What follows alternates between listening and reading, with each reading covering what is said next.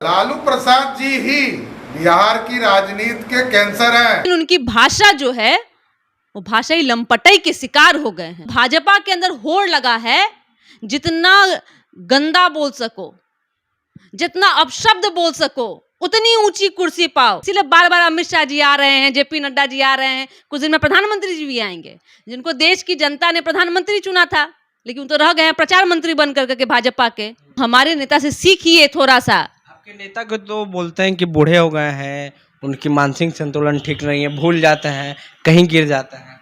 पढ़े नहीं ना है, पढ़े नहीं ना, इसलिए मैंने कहा 7वीं फेल है।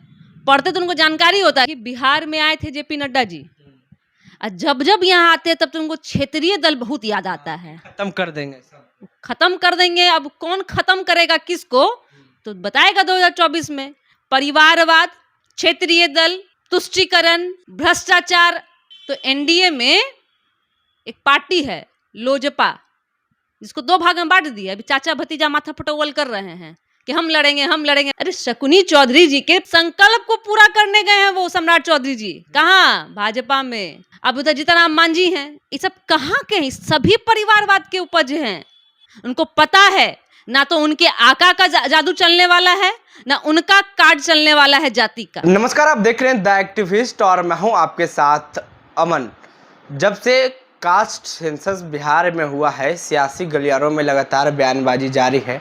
कल लालू प्रसाद यादव पे सम्राट चौधरी ने कहा था कि वो सियासी तौर पे या कहें राजनीतिक तौर पे वो कैंसर हैं, और आज सीएम नीतीश को बच्चा बता दिए हैं। उन्होंने कहा है कि जब मेरा बाबूजी देश की लड़ाई लड़ रहे थे उस वक्त नीतीश कुमार 30 साल छोटे थे और हाफ पैंट पहन के घूम रहे थे।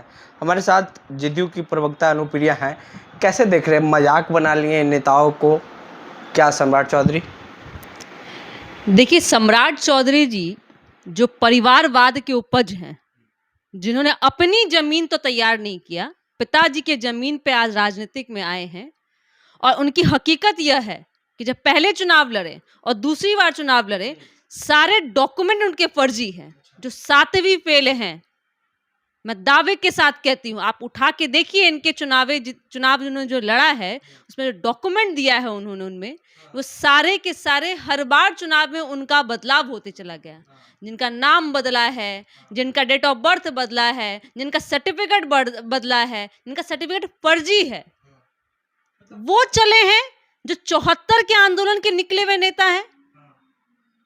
माननीय मुख्यमंत्री नीतीश कुमार जी, आदरणीय लालू प्रसाद यादव जी, जिन्होंने 74 के आंदोलन के बाद में उस समय की सरकार को खार फेंका था।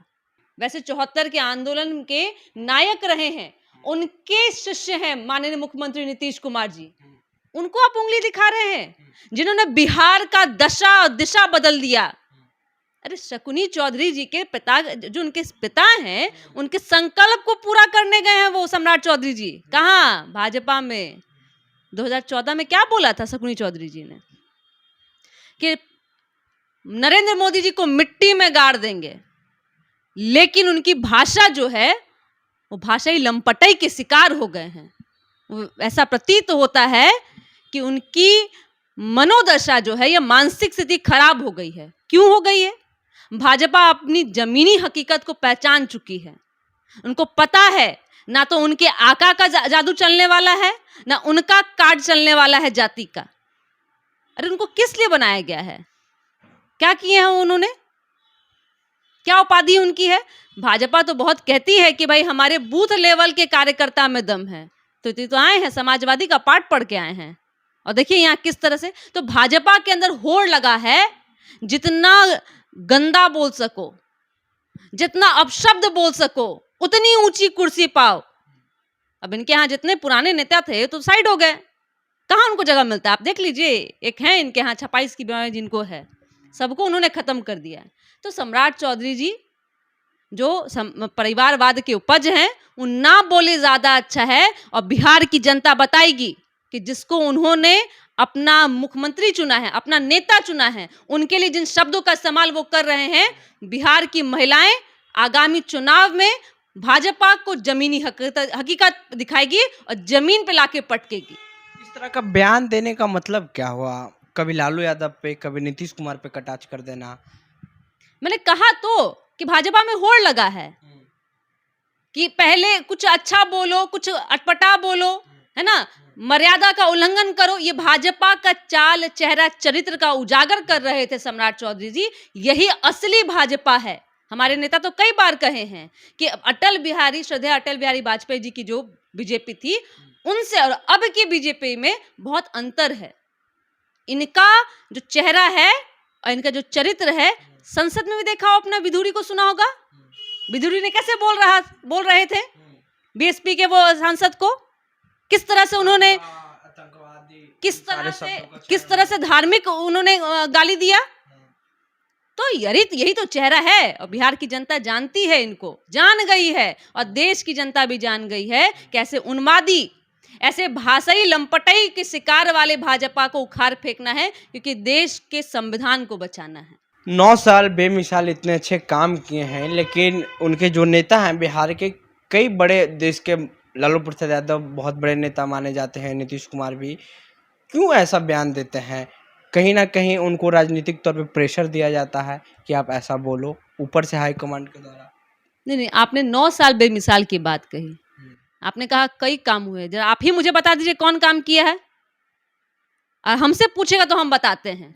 युवा को बेरोजगार कर दिया, उज्ज्वला योजना के माध्यम से महिलाओं को बेवकूफ बना दिया, सिलेंडर दे दिया, दूसरी बार सिलेंडर का दाम बढ़ा दिया, पेट्रोल का दाम बढ़ा दिया, महिलाओं के साथ अभद्र व्यवहार हो रहा है। आप देखिए मणिपुर, आप देखिए पहलवान बेटियों के साथ क्या किया गया। अरे तो दूसरा, किसानों को कहा था उन्होंने कि आय दुगनी कर देंगे, तो 9 साल के बेमिसाल में जनता ने जवाब दिया कि 9 साल में देश की जनता बेहाल है, उसकी स्थिति बदहाल है। उसी में छटपटाहट में भी 3-4 काम किए हैं।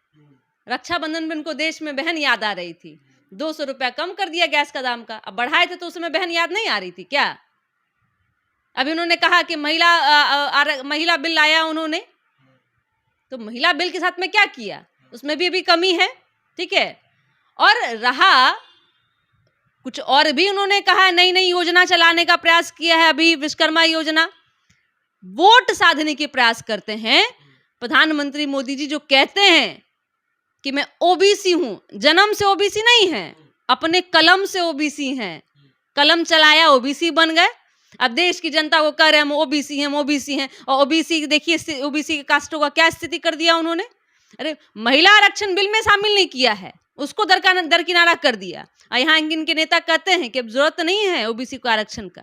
तो सोच ले, देश में जो ओबीसी समाज के लोग हैं वो सोच ले इनकी क्या स्थिति हो गई है।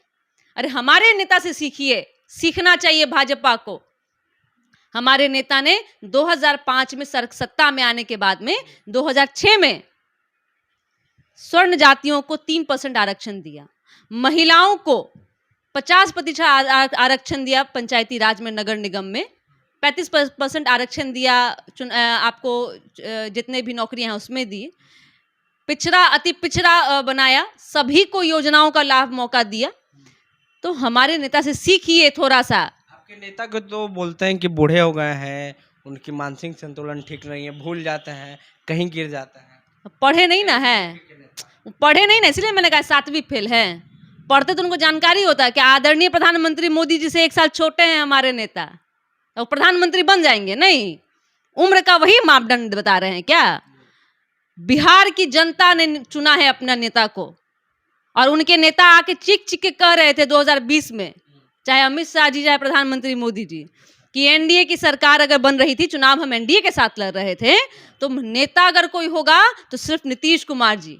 तो भाजपा में न नेता है, न नियत है, न उनके पास में नेता है, न नियत है, ना ही उनकी इच्छा शक्ति है काम करने की। बस ठगना काम है, जुमला उनका काम है, फरेब उनका काम है। लेकिन बिहार की और देश की जनता जान गई है। अच्छा, 2024 में चुनाव होना है, इंडिया एनडीए की लड़ाई है, तो क्या लगता है चुनौती दे पाएंगे एनडीए को? क्योंकि मोदी जी तो कह रहे हैं कि हम 47 तक रहेंगे। भाई देखिए, बिहार में आए थे जेपी नड्डा जी, और जब जब यहाँ आते हैं तब तो उनको क्षेत्रीय दल बहुत याद आता है। खत्म कर देंगे सब, खत्म कर देंगे। अब कौन खत्म करेगा किसको, तो बताएगा 2024 में। बिहारी में क्यों याद आता है ये समझिए आप। क्योंकि बिहार वह भूमि है कि जो आज वर्तमान में देश की राजनीति को एक नई दशा दिया है। और यहाँ पे हमारे महागठबंधन का अलायंस है, क्षेत्रीय दलों का है, जिसने देश में एक मजबूत विपक्ष दिया है और सारे विपक्ष एक मंच पे आने को तैयार हुए हैं। तो ये बिहार है। मैंने फिर कहा कि लोक नायक जयप्रकाश नारायण जी के नेतृत्व में चले आ रहे हमारे नेता हैं, उनके शिष्य हैं। तो इसलिए बिहार में, और दूसरा रहा कि मैंने जेपी नड्डा के बयान को कहा, वो इंडिया अलायंस के लिए नहीं था, वो एनडीए गठबंधन के लिए था। उन्होंने क्या कहा? परिवारवाद, क्षेत्रीय दल, तुष्टीकरण, भ्रष्टाचार। तो एनडीए में एक पार्टी है लोजपा, जिसको 2 भाग में बांट दिया। अभी चाचा भतीजा माथा फटोवल कर रहे हैं कि हम लड़ेंगे वैशाली से चुनाव, वहां से हम लड़ेंगे। चाचा भतीजा में लड़वा दी हाजीपुर से। अब उधर जीतनराम मांझी हैं। ये सब कहाँ के हैं? सभी परिवारवाद के उपज हैं। रामविलास पासवान जी के सुपुत्र हैं ना चिराग पासवान जी। रामविलास पासवान जी के भाई हैं पशुपति पारस जी, प्रिंस राज जी, है ना। सब उनके क्या हैं? सब परिवारवाद है। तो उन्होंने लाल आंख दिखाया है एनडीए के अलायंस को कि 24 में तो टिकट नहीं मिल रहा है, और कहा भी था कि 40 के 40 सीट पे हम अकेले चुनाव लड़ेंगे। याद होगा आपको। तो बिहार वो जमीन है जहां से भाजपा की दिन की चैन और रात की नींद उड़ गई है। क्या दिल्ली से कमांड किया जाता है बिहार में इस तरह का विवादित बयान देने के लिए? तो कह तो रहे हैं कि बिहार के भाजपा अब निकम्मी हो गई है। बिहार के भाजपा के में अब कोई दम नहीं रह गया कि उसको समझ में नहीं आ रहा तो क्या करे। तो इसीलिए बार बार अमित शाह जी आ रहे हैं, जेपी नड्डा जी आ रहे हैं, कुछ दिन में प्रधानमंत्री जी भी आएंगे, जिनको देश की जनता ने प्रधानमंत्री चुना था, लेकिन तो रह गए हैं प्रचार मंत्री बन करके भाजपा के। प्रधानमंत्री बने होते तो भाई ना, तब तो काम की बात करते हैं, मन की बात करते हैं। अब किससे करते हैं? बैठ जाएंगे टीवी पर, कहेंगे कि मन की बात कर रहे हैं। जनता से मिलिए तो सही, है हिम्मत मिलिए। चुनाव में मिलेंगे और चुनाव में वादे करेंगे, जुमले करेंगे, फिर टाटा बाय बाय करके वो चले जाएंगे। कहाँ चले जाएंगे? आप लोग कह रहे हैं सत्ता से बेदखल कर देंगे, तो मोदी जी कहाँ जाएंगे? मोदी जी अब जहां जाए उनको तो भाई, अब देश की जनता जो ठगा हुआ है, जो क्षुब्ध है, वो तो नहीं ना रखेगा।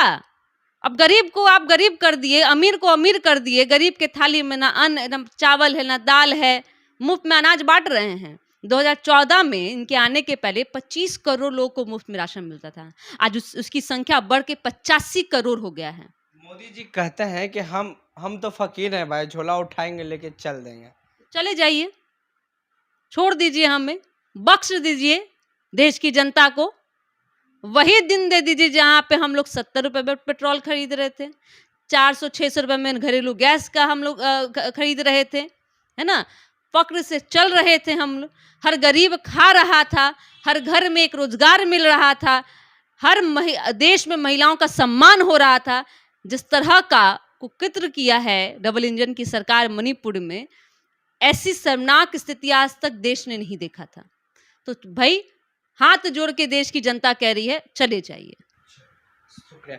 तो ये थी हमारे साथ जेडीयू की प्रदेश प्रवक्ता अनुप्रिया। जिस तरह से बिहार में लगातार सम्राट चौधरी बयान दे रहे हैं, कई ऐसे महागठबंधन के बड़े नेता, बिहार के पूर्व मुख्यमंत्री लालू प्रसाद यादव को भी ने उन्होंने कैंसर बता दिया राजनीतिक तौर पे, और बिहार के जो मुख्यमंत्री हैं नीतीश कुमार, उनको तो बच्चा बता दिए। बहरहाल हमारी बातचीत में आपकी क्या प्रतिक्रिया है वो नीचे कमेंट बॉक्स में दें। फेसबुक पे देख रहे वीडियो को शेयर कर ले, यूट्यूब पे देख रहे चैनल सब्सक्राइब कर ले। अमन।